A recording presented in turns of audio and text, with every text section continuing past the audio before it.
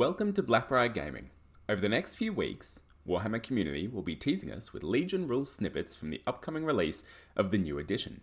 Today, we'll be looking at the third Legion, the Emperor's Children. Just a quick note before we get into it, as we're a new channel, a subscribe and a like really helps us reach a bigger audience. So if you enjoy the video, please hit those buttons down below. Today, as I said, we are looking at the Emperor's Children. The Emperor's Children are a personal fan favourite of mine. I do not have an army of them myself, but it is definitely on the cards. I love them in their 30k sense, and I love them in their chaosy sense. In fact, way back when, I think I was maybe, let's say 15, so we're talking almost 20 years ago, I actually had a Emperor's Children Chaos army painted up nice pink and black. We're talking Noise Marines. It was something to see. That army is long gone for the most part, but the love for Emperor's Children remains. So who are the Emperor's Children? Just quickly, they are the third legion of the Adeptus Astartes. They were known for their perfection, in particular their close combat prowess. Their Primarch, Fulgrim, was this beautiful figure who was admired and respected and almost worshipped by his legion. Not in the same way that the Wordbearers might do, but certainly they held him in extremely high esteem. They were originally used as envoys and guard for the Emperor in conjunction with the Custodes, and were awarded for their amazing performance, particularly in stopping a particular assassination attempt.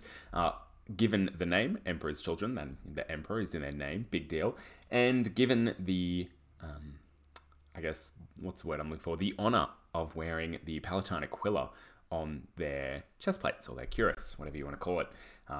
So this was unique to the Emperor's Children during the Great Crusade. There are other models you see later on, and in particular Praetors and whatnot, that have the eagle on their chest. The lore of this is iffy, and is up for much debate, but the Emperor's Children, it's what they were allowed to do. They were given this honor. It was unique to them. Not like in 40k, where you see everyone chucking an Aquila onto their chest plate for Space Marines. No, for the Emperor's Children, this was special because they were so special, which makes their subsequent fall, which I won't go into, but it's a great read. The book, I believe Fulgrim is the name of it, from the Horus Heresy series, details all of it. Great to read, but it makes their fall so much more interesting, that they've gone from such lofty heights to be such degenerate freaks. Love it. Love them in their pure form during the Great Crusade and the start of the Heresy, and it didn't take them long to be the noise-obsessed or excess, striving for excess weirdos that they became very early in the Crusade, much earlier than all the others. They fell much harder and much faster because of that strive for perfection that they were going for, and the journey for excess. But let's get into their rules. That's what we're here for, right? So let's chat about the rules that we've got for the Emperor's Children today. So the first one is Flawless Execution, and this is their army-wide rule by the looks of it. It reads, on a turn in which they make a successful charge, even if that charge is considered a disordered charge, models with the Legiones Astartes, in brackets Emperor's Children special rule, make their attacks in an assault at one initiative step higher than normal after any initiative modifiers from other special rules have been taken into account. Models with the Legiones Astartes, Emperor's Children special rule, and the vehicle unit type gain a bonus of +1 to all to hit rolls made for defensive weapons when making a shooting attack as part of a reaction. A lot going on there. Let's look at the first part.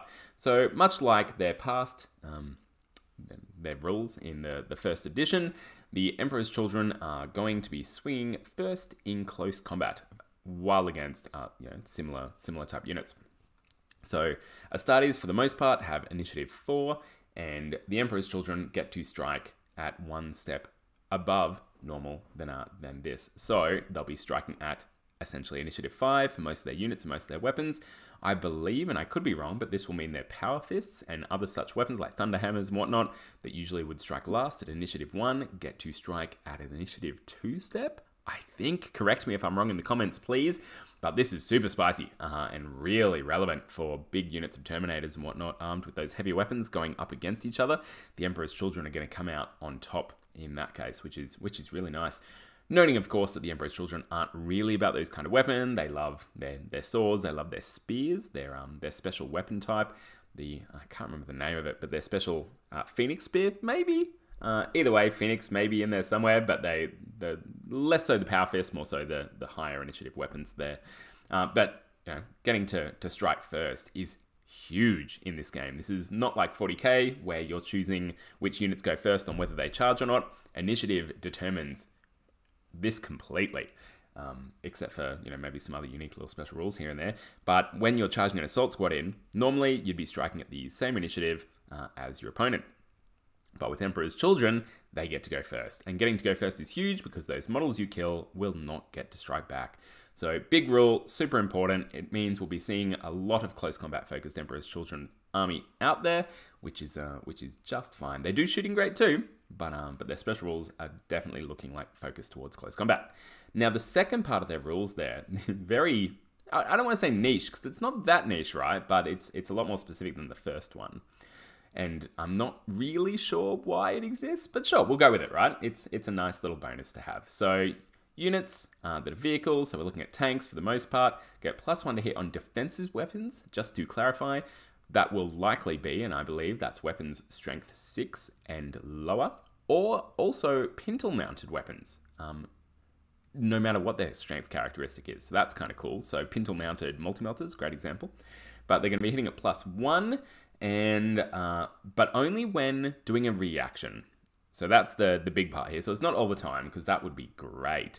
But when doing a reaction, so maybe the tank's been shot at, and it's making a reaction to shoot back at the unit that shot at it. I believe tanks can do that. Please correct me if I'm wrong. Or if a unit deep strikes down and the tank wants to shoot at that unit. There's all kinds of reasons why you'll be shooting as part of a reaction. We'll go into reactions another time in another video once we actually have the rules properly and get into that in more depth. I won't go into it now. But essentially they get +1 to hit for that, but only defensive weapons. Is it really good? Not really, it's pretty niche. Will it come up in games? Yeah, look, it will. And it will probably influence the way I'd want to kit out my Emperor's Children tanks. What I'd be looking at, heavy bolters would be handy here, but in particular, those Volkite culverins are super spicy. For the most part, I believe strength 6, large amount of shots. AP is not great, but they've got their deflagrate, or however you pronounce that special rule. So that's what I'd be putting on my Emperor's Children tanks, which kind of, I don't know, I like the aesthetic of it for Emperor's Children, so I'm pretty into that.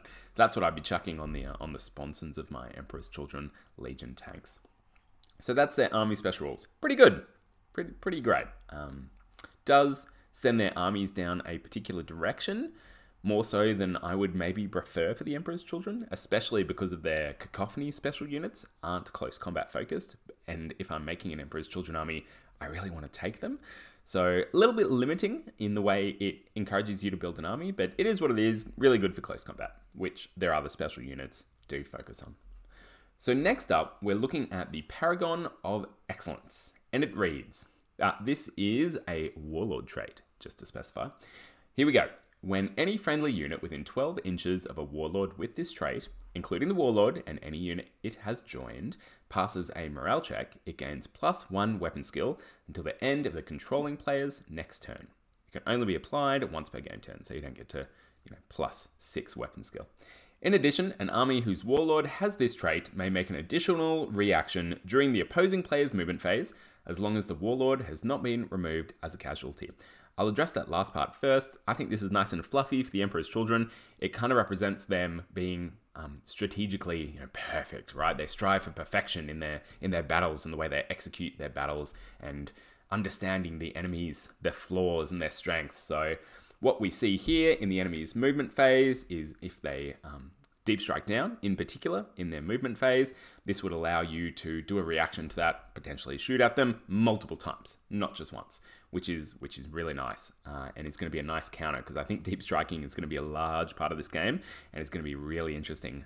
And you'd need some counters to that, and this provides you with just that kind of passive counter to those armies that you will see turning up at tournaments. So that's the second part of it. Going back to the first part. Let's see, +1 weapon skill when you fail morale check. So there's 2 reasons. There's a bunch, okay, but the main 2 reasons, or main 3 if you will, you'll be taking morale checks. 1, you're being rammed by a vehicle, a bit niche. Another one, you'll be taking 25% casualties in any phase, usually from shooting is what we're talking about here. So shooting casualties, ramming, and the last one is what's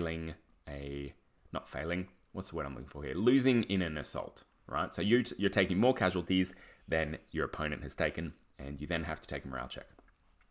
So when you pass that morale check, so that is when you stick around in that combat, or when you decide to stick around after being shot at, you get +1 weapon skill. So it makes you better at fighting in combat after kind of losing a bit. So it's a bit of a comeback from taking some hits, which is what this warlord trait is all about. Both parts of it, really. So I really like that. And it's also, to the Emperor's Children fluff, the fact that even when the odds are turned on them, they can turn things around. Or the odds aren't with them, whatever I'm saying there. They can turn things around and regain that initiative, which is what this is about. So I really like this. A lot of rules we see in Warhammer are when you're winning, win harder, right? Whereas the Emperor's Children rules that we're seeing here are very much when things aren't quite going your way, here's a bonus to try and drag things back, which is nice. I really enjoy that.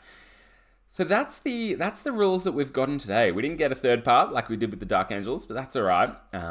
Overall, I think the Emperor's Children are going to be a really popular option, not only because of their fluff, which people love. They get super chaosy super quick, and their Primarch Fulgrim obviously turns to chaos and gets demony pretty quick in the Heresy compared to the others. So that's cool.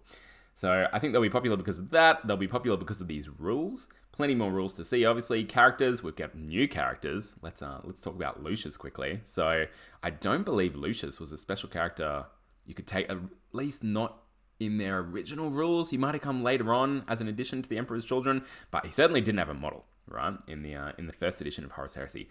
Now we've finally seen his model come out. We had Sol Tarvitz maybe 12 months ago. Was it that long? So some great new Emperor's Children's models coming out, some great new rules coming out. Their fluff's great. I think they'll be super popular. Really like them. Can't wait to see them on the table. They also look great, right? Who doesn't love purple and gold?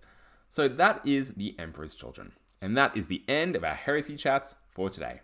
Thank you so much for watching. Let me know what you think about the Emperor's Children's rules in the comments, and make sure to keep rolling those dice and getting hyped for Heresy.